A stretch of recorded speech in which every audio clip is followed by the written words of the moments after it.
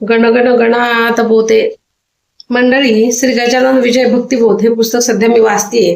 तर चला आता पुढचा लेख मी वाचते, तुम्ही ऐका. संत सेवेने दुःखे सुसह्य होतात. माणसाचे जीवन हे सुख दुःख या दोन्ही अनुभवाने भरलेले आहे. सदैव सुखच प्राप्त होईल असेही नाही. दुःखे आले तरी तीही जीवनात विफलता आणतात. जीवनात काही टाळता येतच नाही. उलट सुखाचे जसे आपण स्वागत करतो तसे दुःखांनाही सौम्य आणि सुसह्य करूनच स्वीकारावे लागते. दुःखानुभूती ही अटळ आहे. पण काही वेळा संत सेवेने ही दुःखे दूरही होतात किंवा ती सहन करण्याची मानसिक क्षमता लाभल्याने ती सुसह्यही होतात. श्री गजानन महाराजांच्या चरित्र ग्रंथात संत सेवेने दुःखे सुसह्य झाल्याचे दाखले अधूनमधून येतातच. त्यामागे एक भक्तिशास्त्र हे जुळून राहिलेले आहे. ते म्हणजे अनेक लोक दुःखापासून स्वतःला सावरण्यासाठी संतोपदेश वा संत वचने यांचा आश्रय घेतात. ग्रंथ पारायणामागेही हेच भक्तिशास्त्र दडलेले आहे. मनाला आधार देण्याचे कार्य संत वचनातून होते. ते वाचून सामान्य माणसालाही ईश्वरी संकेताची महती पटते. त्यालाही संतबोध हा उपकार वाटतो आणि मार्गदर्शकही ठरतो. संत कृपा एवढाच पर्याय. शेगावमध्येच तुकाराम शेगोकार या नावाचा एक भाविक राहत होता. तो शेती करीत असे. घरची गरिबी होती. त्याची दिनचर्या अशी होती की दिवसभर तो शेतात काम करीत असे. संध्याकाळी मात्र श्री गजानन महाराज यांच्या दर्शनार्थ मठात येत असे. तेथे स्त्रींची सेवा करायची, त्यांचे दर्शन घ्यायचे आणि पुन्हा शेतावर निघून जायचे. असा त्याचा परिपाठ होता. सर्व काही व्यवस्थितपणे आणि सुख समाधानाने सुरू होते. पण एके दिवशी मात्र दैवयोगाने त्याचेवर एक आपत्ती येऊन कोसळली. तुकाराम आपल्या शेतातच बसला होता. तेथे एक शिकारी आला. सशांची शिकार तो करीत असे.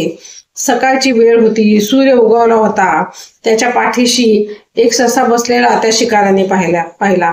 त्याने बंदूक झाडली. त्याबरोबर छर्रा लागून ससा गतप्राण झाला. सशाला गोळी झाडताना छर्रा तुकारामाच्या कानाला चाटून गेला होता. मस्तकालाही थोडी जखम झाली होती. अनेक डॉक्टरांनी खूप इलाज केले पण तुकारामाचे दुखणे काही बरे होईना. छर्रा थोडा मस्तकातही घुसला होता. डोके खूप दुखू लागले. काय करावे हेही कळेना. रात्र ओझोप येईना. तुकारामाने नवस सायासही खूप केले पण काहीच गुण येईना. तरीही तो रोज श्री गजानन महाराज यांच्या दर्शनाला मठात येत असे. एके दिवशी श्रींच्या आणखी एका भक्ताने तुकारामास म्हटले की हे पहा, डॉक्टर वैद्य यांचा नाद सोडून आता तुम्ही द्या. संत साधू सत्पुरुष यांची सेवा करण्यापासून आता काही तुम्हाला गत्यंतर नाहीये. संत कृपा हाच दुखण्यावर अंतिम पर्याय आहे आणि तोच एकमेव उपायही आता उरलेला आहे. मठ स्वच्छतेचे सेवा कार्य. तो भक्त म्हणाला, कृपा त्यांची झाल्यास चुकेल हा तुझा त्रास. झाडीत जा आसपास या मठाच्या नित्य तू. तेव्हा सेवा घडेल, पुण्य तेही लागेल. कृपा झाल्या होशील त्रासातून मोकळा. तुकारामाने त्यांचे म्हणणे मानले. त्या भक्ताने तुकारामास सेवा करताना ती तू मनपूर्वक कर असेही बजावले. तुकारामाचे वडील सेवा करीत असत पण त्यात दांभिकपणा भरलेला असे. तसे मात्र तू करू नकोस. उलट शुद्ध भाव अंतरी सर्व काळ धरावा असेही त्याने सांगितले. तुकारामाला त्याचे म्हणणे पटले. त्याने संपूर्ण मठ झाडून स्वच्छ करण्याचे सेवा कार्य सुरू केले. ही सेवा काय थोडकी नव्हती तर 14 वर्ष त्याने सातत्यपूर्ण केली. मग मात्र एके दिवशी असे घडले. झाडता कानातून छर्रा पडाला गळून. जैसी का ती भोकरातून दाबिता सुटे आठोळी. तैसे साच येथे झाले. छर्रा पडता थांबले. दुखावयाचे मस्तक भले. ऐसा प्रभाव सेवेचा. श्रीदास गणू महाराजांनी संत सेवेची ही फलश्रुती सांगताना म्हटले आहे की ही सेवा झाडण्याची अखेरपर्यंत केली साची. प्रचिती विण कवणाची परमार्थी न निष्ठा बसे.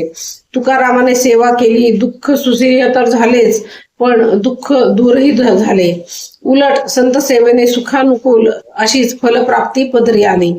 संत सेवा महाथोर हा भक्तिबोध भाविकांनी जाणून घ्यावा असे सांगून चरित्रकाराने हा अध्याय संपविला आहे. अध्याय 16वा समाप्त. मंडळी, आपला हा चॅनल आपण अशासाठी सुरू केलेला आहे की सध्या प्रत्येक माणसाला वाचन करायची इच्छा असूनही वाचन करायला वेळ मिळत नाहीये. तर आपल्या या चॅनलवर आतापर्यंत मी श्री दत्तगुरूंचं पारायणाचं वाचन केलेलं आहे. 1 ते 53 अध्याय आपल्या या चॅनलवर आहेत.